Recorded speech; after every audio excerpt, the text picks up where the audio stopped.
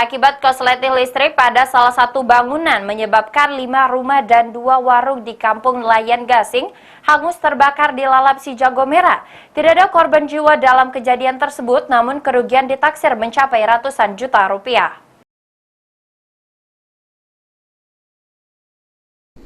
Diduga dipicu korsleting listrik pada salah satu bangunan di Kampung Nelayan Gasing, Banyuasin menyebabkan 5 rumah dan 2 warung milik warga hangus terbakar.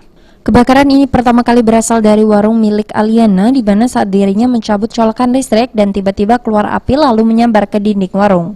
Dengan cepat api menyambar ke bagian warung lainnya yang berisi peralatan motor dan minyak BBM.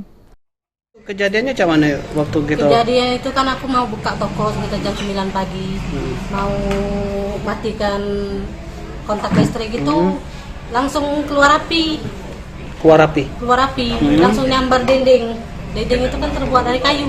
Sekitar jam rusak. Jam berapa itu? Sekitar jam 9-an. 9. Itu warung apa, Bu? Warung manisan, warung jual spare part. Motor ya? Bukan, motor ketek-ketek dari laut ya.